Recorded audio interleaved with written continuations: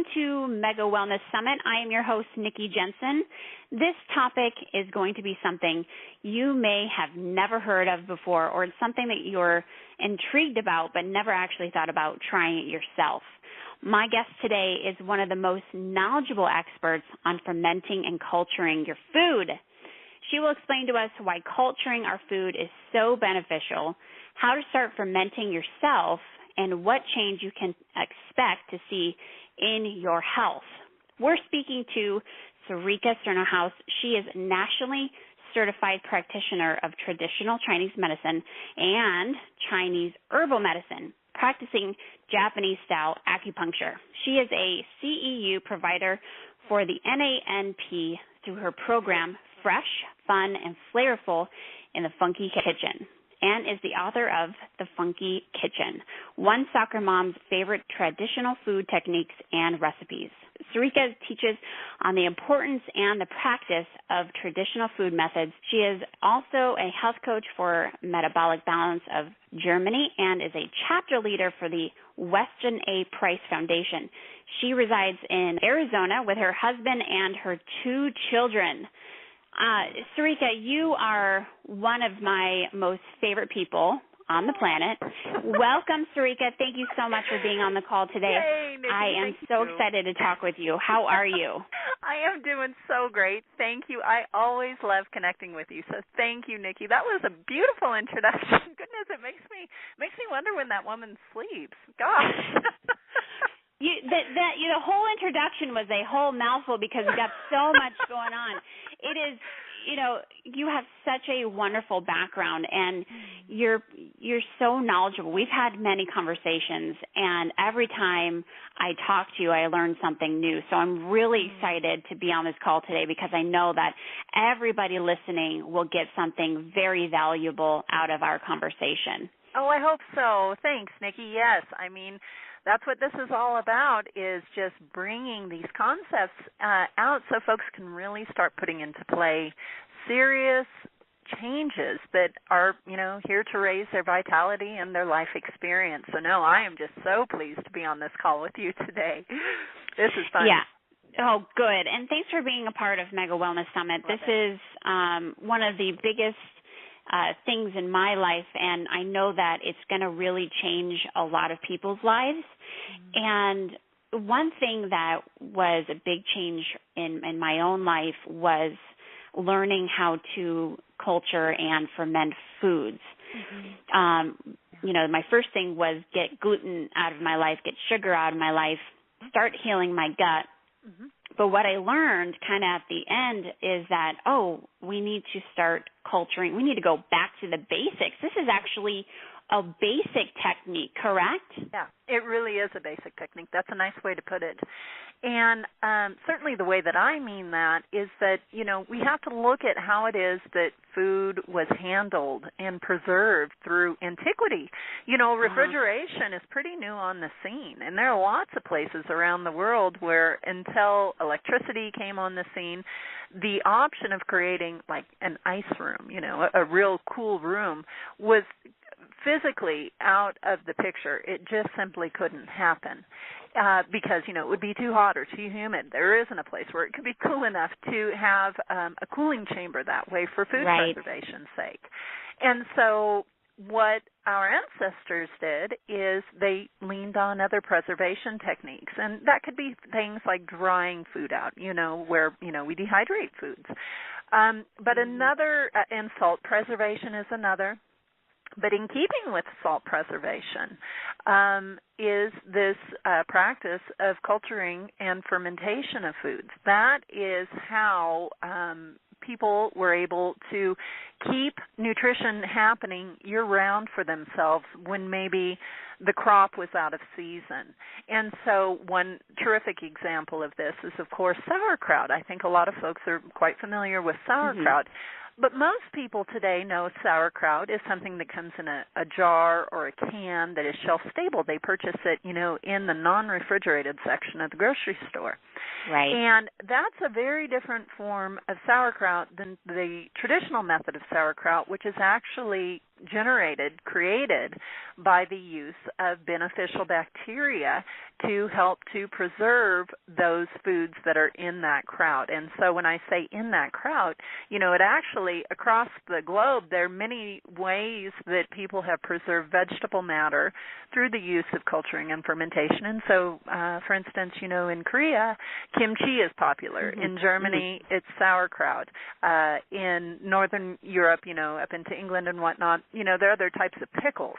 And so it's really what it is it's a natural fermentation that leads to a pickling. And through this process, it ends up being a great preservative of foods. And so it is. It's an old practice, and it's something that our bodies, through the evolution of who we are, have really come to expect and depend upon what that type of nutrition is. But in the last couple of 100 years, we've really gotten away from it. And so my job as a practitioner, one of my jobs, is to help people learn the simple methods of this so that they can start instituting this, just bringing it easily into their home kitchen experience. What is fermenting and culturing foods? Because that might be a little bit confusing for people to understand. I think that people they know what sauerkraut is, but they're not sure what it, really is. Right. Well, at its essence, what it is it's the use of beneficial bacteria, sometimes some yeasts as well, also beneficial viruses. But mostly it's the bacterial realm that we're working in. And it's the use of these beneficial bacteria to help break down the more complex into the simpler. And by that, what I mean is we allow these bacteria to convert sugars and or carbohydrates and proteins and even fats into smaller components. And so in the case of carbohydrates, and let's keep it with kraut for now, that would be the carbohydrate structure that is in the cabbage and the onion and the garlic, whatever is going into that kraut. And then the beneficial bacteria, they act upon that. And they, in the transformation of the sugar content, what is generated in that process is these acids, and these acids, lactobacilli, so lactic acid is one of the main acids, which is considered a probiotic. Exactly, right? Yeah. Okay. Lactobacilli, people pay a lot of money for that in probiotic capsule form or liquid form. So it's just a naturally occurring component of this fermentation process. How does it get started, though? Well, and that's something that we don't really know, like how it is that people thought to harness this. But this is one of the interesting things about it, is when we look at just the natural phenomena, this just happens on its own. I mean, one of my favorite things to say is fermentation happens. It just simply does. It's a natural occurrence that is part of the life cycle. And these bacteria are doing their job. They're converting these carbohydrates into other substrates, lesser things. But part of what happens in that is exactly, you're right. I mean, these probiotics are generated in that process. But also, it's an acidic environment. And being that it is an acidic environment, it actually has a protective mechanism against other bacteria, against molds and fungi. And so that is where the food preservation aspect of it comes into play. When you start fermenting foods, do you have to add a probiotic in there, or do you have to add with something first, like a starter kit, or how does that work? That's a good question. The thing is again, fermentation happens. And we see this in the natural composting that happens, when you leave vegetables, scraps of vegetables into a compost pile, this fermentation process is going to happen anyway. And we see this too when we have, maybe a bag of salad that has been left in a bag of organic salad that's been left in a bag too long, and you begin to have this degradation quality. And maybe if the bag has been sealed, we see it puss up. Well, that's a carbon dioxide that's part of the byproduct of this natural fermentation process. Yeah, it's interesting. I see. So it will happen, but there are certain things that will help to ensure that it happens in a way that is beneficial for our bodies, and we don't let other things come into play that maybe won't be so beneficial in our bodies.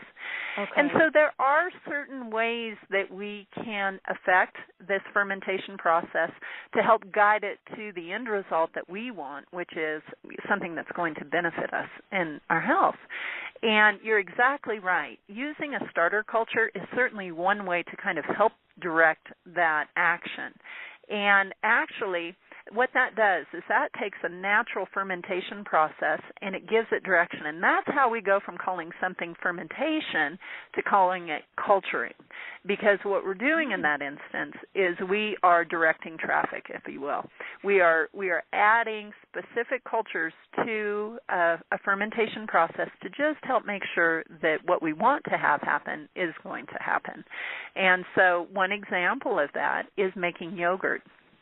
And I know we're going to be talking, about kraut, but another concept, or I should say another example of this concept is the transformation of milk into yogurt. And the way that we really help to make sure that that happens is we take either some dried cultures or we take a little bit of a yogurt that has already been made and has live active cultures in it.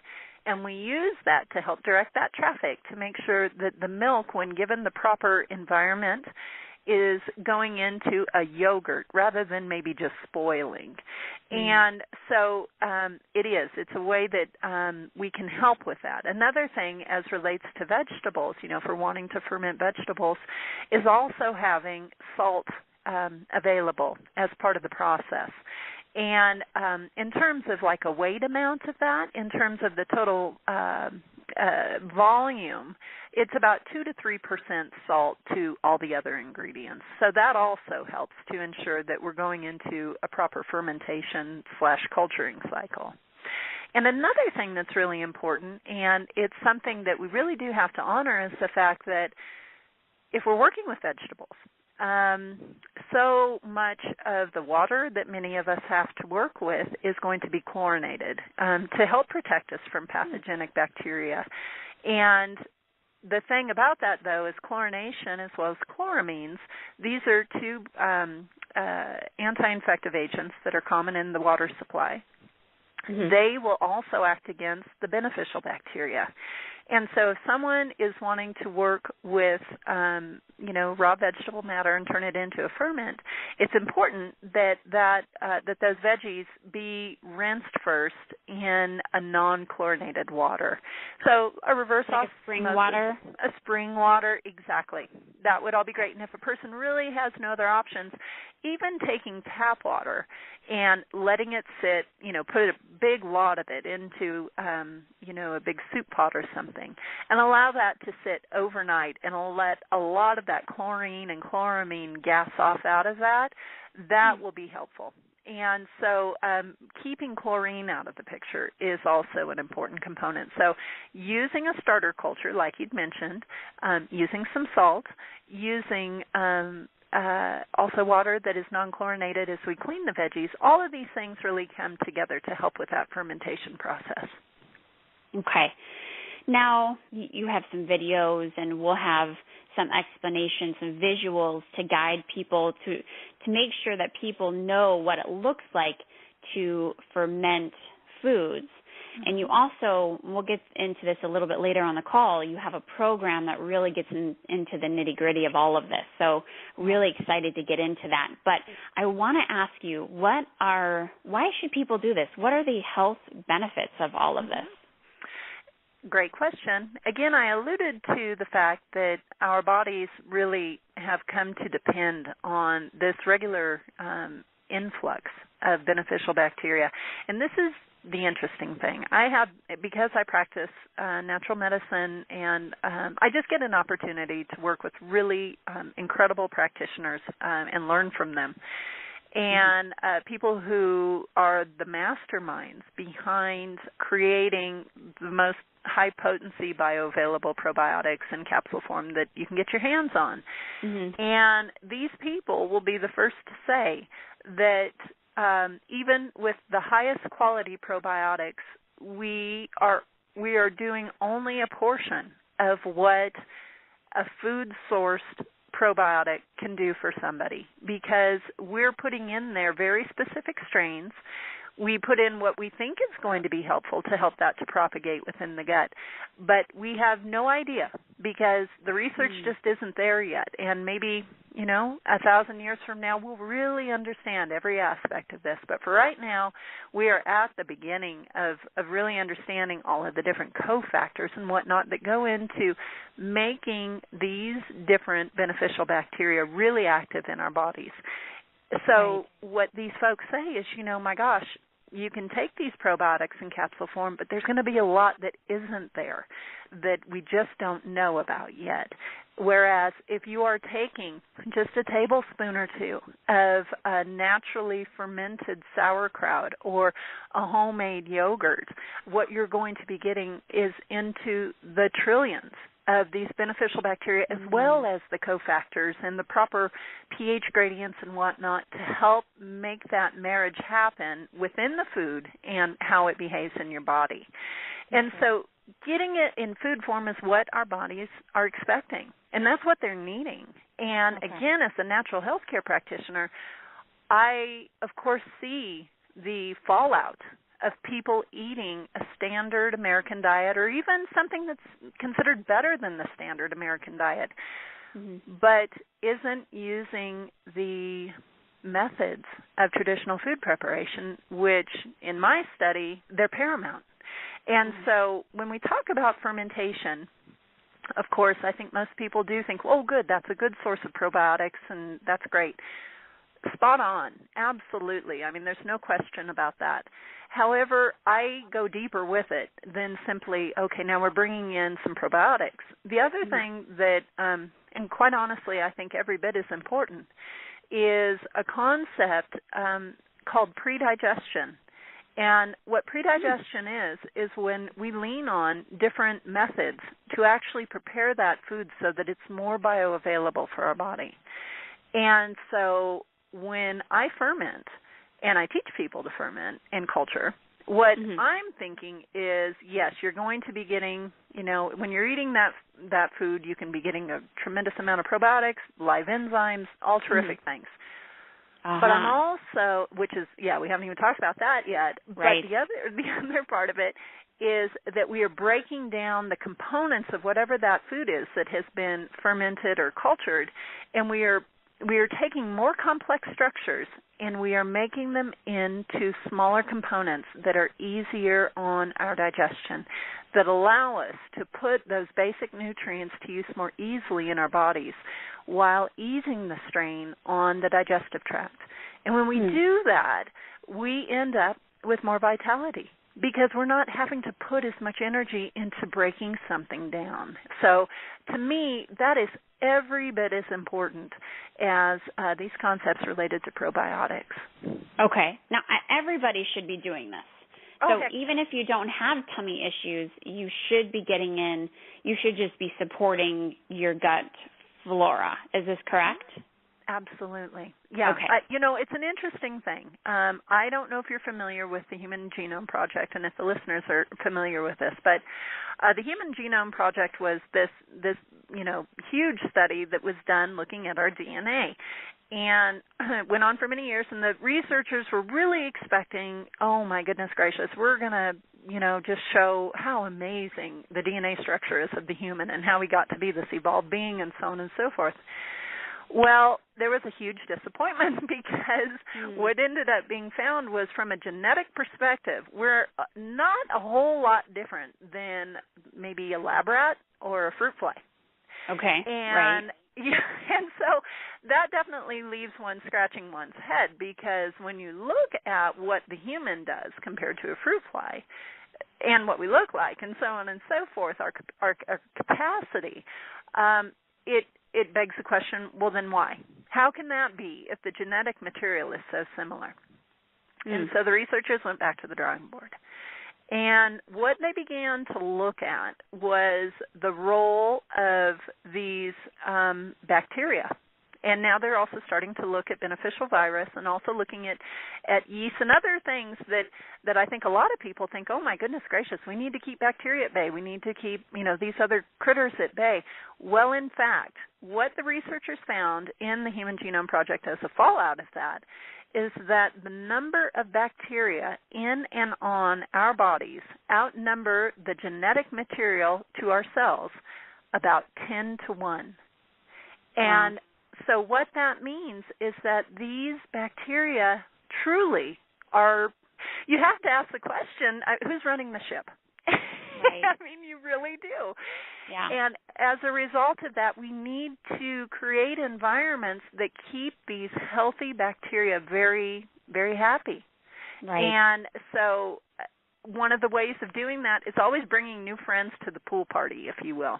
And I really do find that the more you eat of these cultured foods and the more balance you bring into your life through your diet and your lifestyle practices, but we're focusing specifically on diet here. But this is how you boost your immune system. So if people are consistently getting sick or they were on antibiotics, this is your ticket to boosting your immune system, right? Yes, it is huge. It is huge. Okay. And there's also this correlation that is found between a happy belly, and by that I mean having good bacteria prolific in your belly, and a happy affect.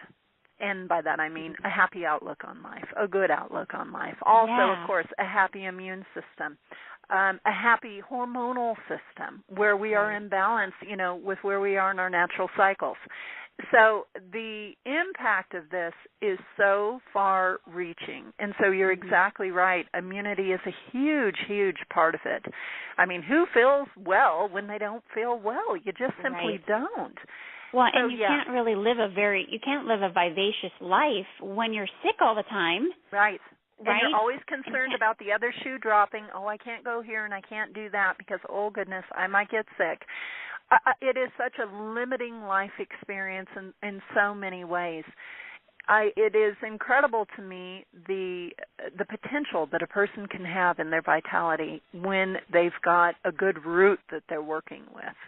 And by that I mean exactly a healthy tummy. A healthy tummy is the root of it all. And our immune system is in our gut. It's in our gut. And so is where the neurotransmitter for mental function is also in the gut. So if it's inflamed and cranky down there, then we are going to be inflamed and cranky everywhere else. It really does start in the belly. So what you just said was that we will experience brain fog, we won't be mentally clear, we'll have a hard time concentrating, and that has really not so much to do with our brain, but has to do with the neurotransmitter in our gut, in our stomach. Right. That's exactly right, and that's not my opinion. That is what the research bears. And the thing of it is it really is as simple as the food choices we make. Now, but it goes beyond just food choices. It's the food preparation methods. And so, and it's not that this is hard. I mean, none of this is hard. And I have to just say to everybody, I was not raised eating this way. I had to teach myself all of this. And it has been this journey, Nikki, that has just been incredible. And every year it is like the synergy that grows upon everything that came before. And here I am. I'm moving into being 44 in a couple months, and I feel smarter, more energetic, more balanced in all aspects of my life, and truly just a more capable person than I ever remember being. And so, and you're absolutely gorgeous. Your skin is glowing. I mean, you just like scream, beauty and health and longevity. You have all of those qualities. It is that because it didn't start that way. I mean, this road to getting where I am today, like for anybody, Nikki, why should any of us make change if we feel like we're doing okay? I mean, it's the low-hanging that's a great fruit. point. Exactly. But this is the thing. I didn't understand what vitality was, but I had some very significant, like really significant health issues that make me very empathic for my patients. Right. But I really had such significant health issues of my own that when you have those real roadblocks come up, you recognize after a fashion, wow, I really am doing something wrong. And this is happening in the life of someone who, by most American standards, was taking pretty good care of herself. And yet I was still having these issues. And it is through the last decade of beginning to put these practices and understanding this into play that, again, it just has made me truly more vital than ever. I mean, I did not know life could be this good, and I mean that with complete sincerity. I know you do. I know you do, because I know you. So this was, I know, and I think I'm thriving. I'm 32 years old. I'm thriving to be like you, as far as you're going to be 44, and I would love to look like you and have my skin glowing like you. And happy tummy. Exactly. Yeah. And so for people, my hope for everybody here is that I don't want people to be experiencing sickness. And I know that a lot of our listeners are going to be listening because of their health situation. Yes. And my hope for people is that we get healthy people listening now to start today with cultured foods, with getting on the health bandwagon before illness sets in. Yes. But the problem is that illness is what starts people on a new journey, because it is. Yeah. I call it the low-hanging fruit concept. Right. And, I mean, heck, if we can troll along, getting by on fast food or lots of packaged foods, just a little something here and there from the convenience store when we don't have time to go home and eat, and we still feel like we're doing okay because we had that Red Bull and it kept us going, and so on and so forth. Why should someone change? Mm-hmm. And when you have people around you who are getting by, trolling along at that same level, why should anybody change? Because it all looks pretty normal to us. Exactly. But when you have something come up where maybe your appendix needs to be removed, or all of a sudden, you find that, wow, my legs are tingling a lot, and I wonder what that's about. Signs of inflammation. Or, maybe, oh, goodness gracious, I continue to have, this digestive pain, and looks like my gallbladder needs to be removed now. I mean, there's so many different ways that illness can manifest. Yeah. And it is usually, and what I call it is the shenanigans point. It's the point in our lives where the shenanigans that we have put ourselves through finally have a breaking point. And for some people, that doesn't happen until they're in their 70s. Some people, it happens when they're in their 20s. Some people, it happens when they're a teenager. Right. So we all have a place there. And there are lots of reasons why people can have, either a longer tether or a shorter tether. But it is going to be different for everybody, but there is almost always going to be a point. And it's at that point where most people make change. But you're exactly right. If we can just get folks before they have this big pain happen in their life, right, this big disruption, that, if we can just get them to start making change so they don't need to go through that crucible, that is best. Because these changes are fun. I mean, they really are fun. They're creative. They bring a lot of joy to the creative experience at home. Mm-hmm. And it feels like since the cultures are alive, and you're eating something that is alive, so you feel more alive. You do. Absolutely. It is so vitalizing. And part of the fun of it for me, too, is, it's like my kitchen is it is such a place of creativity, and sometimes it almost feels like a lab. But I'm okay with that because it is so exciting to me. I have these little, ferments and whatnot that I create and I propagate, and then I take a little bit of them and I use them to ease the way of my digestion. Really, what I consider these methods that, I teach in my course and I teach in my book and that I talk to folks about, I really consider these methods taking the domain of our digestive system, like everything that happens in our digestive tract. I consider these methods taking all that action and actually doing it on the counter before it even hits our mouth. And so it is like it's a pre-digestion of the food. And it's a lot of fun. I mean, it really is a lot of fun. So this is what I hear. So people love their carbs. They love their bread. They love their pizza. They love their pasta. And they love sugar. So which has been known, if you're eating that kind of diet, your taste buds are going to be different. Yes. Now, for somebody who is on that diet, how do you convert them over to a fermentation kind of taste, and what does it taste like?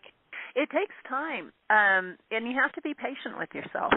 And quite honestly, I mean, if a person, I would just say what we need to do is start incorporating some fermented foods, while you're still eating that kind of diet. Being a practitioner so that, we start priming the pump internally a little bit. And honestly, as you do that, those fermented foods will help to break down those more, they're digestive clogging foods is what it is. And they raise cellular inflammation through, a blood insulin spike and blood glucose and whatnot. But to just so say a person has a pizza, have, put over the top a little bit of sauerkraut after the pizza's cooked. Put some raw sauerkraut on that, or take a couple bites full of sauerkraut with it. If a person is having a bagel, have a cup of homemade yogurt with it that is sweetened maybe with some stevia rather than the sugar and the fruit and whatnot. It's beginning to introduce, because we're talking about, in this fermentation, we were talking about how it creates an acid environment, and acid tastes sour. And so a lot of these fermented foods, all of them, they're tart tasting. They're on some level of tart and sometimes salty. And so we have to start changing the palate, and we do that by slowly introducing some of these foods. That's one way to approach it. And then there are some people, like some of the patients I work with, where we just say, no, we are going to start pulling out these starchier foods, and we need to start putting other foods in the place of that.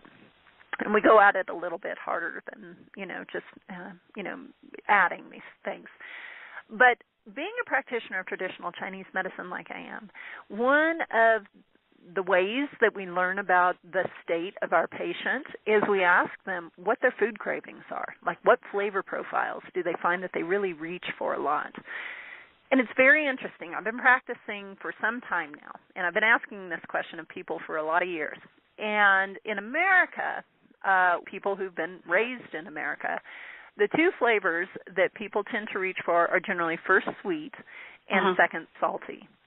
And it's interesting because when you speak to folks of, another part of the world where they're not necessarily eating the standard American diet, it's other flavors that may take preference.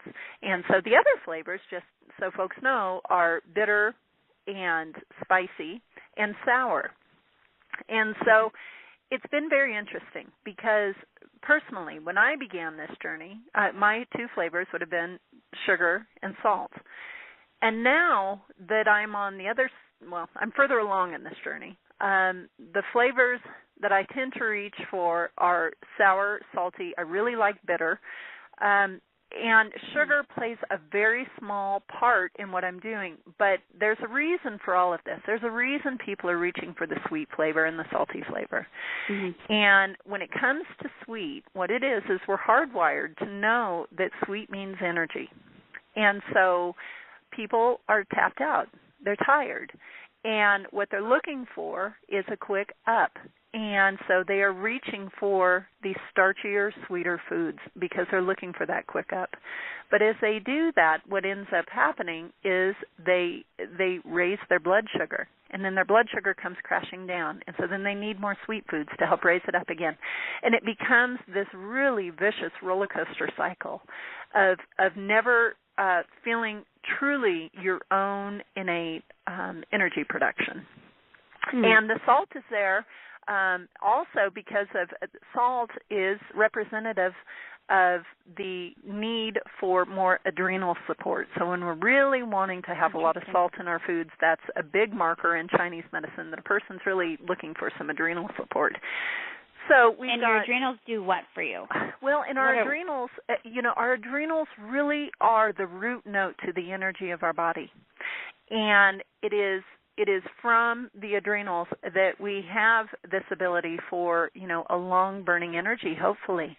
But when we get into a fatigue situation, where I find so many people are today, where they're always using carbohydrates and sugars and stimulants like caffeine to raise themselves up, their adrenals are taking such a strong hit as a result of that.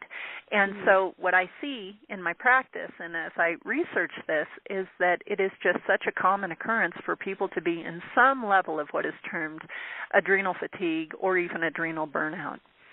And as we can begin to hopefully heal the body using nutrition and lifestyle practices, hopefully we can help that person to regain some of their basal energy, because people don't even know how far off the mark they are from feeling, again, this sense of true vitality.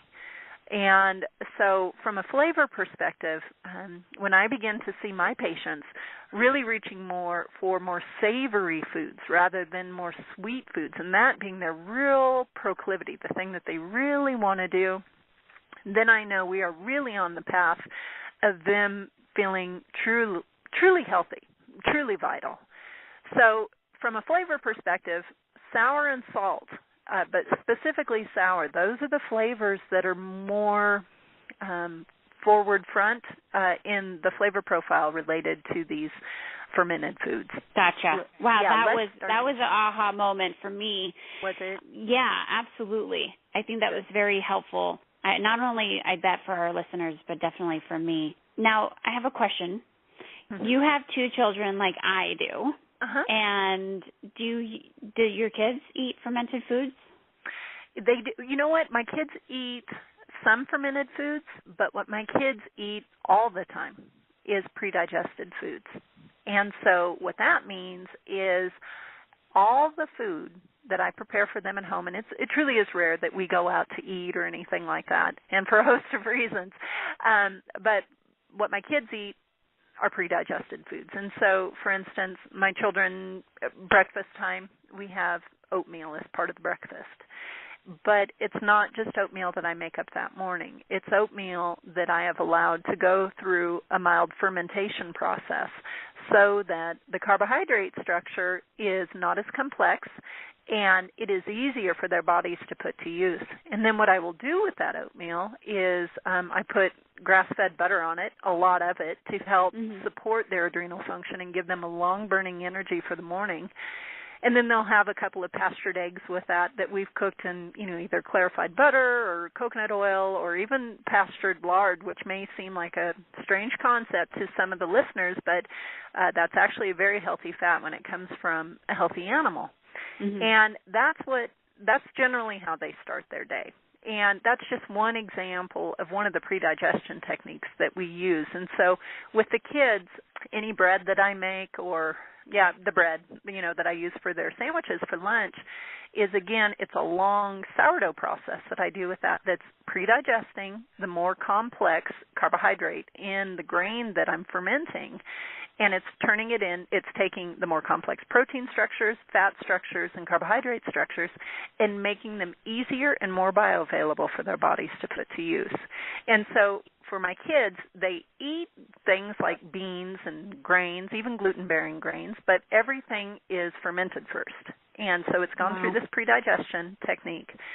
And then I couple that with organic produce for them with a lot of healthy fats. And again, so that would be butter and clarified butter, coconut oil, and, lard or tallow from healthy animals. So they get a lot of fat in their diet, and it's my kids they're 10 and 8 years old, and they are tall, thin, but not skinny thin, but they're thin kids with great muscle tone, strong teeth, and they just look like healthy kids. They're excellent students, And I believe that is in large part because of the very rich nutrition that I get into them, with that being coupled with the fact that the nutrition is also easier for their bodies to put to use. Wow. That's inspiring. Now for your, definitely inspiring. Now for your program, will people be able to be taught, let's say that they want to enroll in your program because they want to learn how to do that for their kids or do it for themselves. They're going to be learning that in your program, right? Yeah, absolutely. Okay. I really come from that teach a man to fish paradigm. And I think, and I would be remiss as a practitioner if in my teaching I didn't also go into the why of it. So I'm not just about the how. There's lots of how out there, which is great, but my program also goes into the why. And I just find that really important for buy-in sake, and that's important because it isn't as simple as popping into your convenience store and just grabbing, a granola bar or something like that. Exactly. Right. And people need to be taught how to properly do this. And then they'll find out that it is really, really easy, and that you can incorporate this in your everyday life.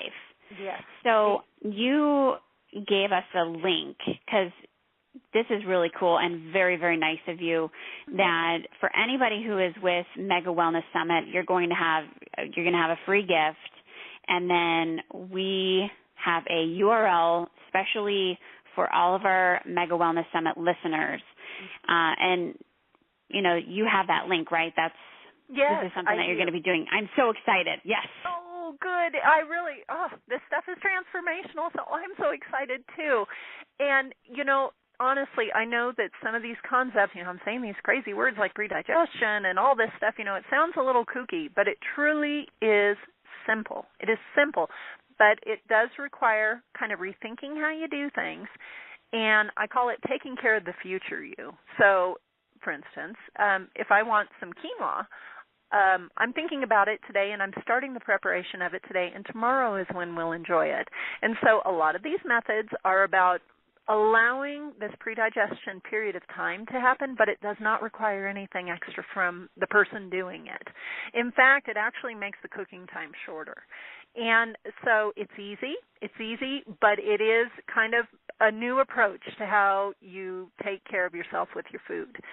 So, no, I'm so excited about it. And exactly, as you and I were discussing it, Nikki, I thought this is such a fantastic way to help folks get this foundational information. And heck yes, let's go ahead and give a little discount for, bringing folks into it and allowing me to help with that journey.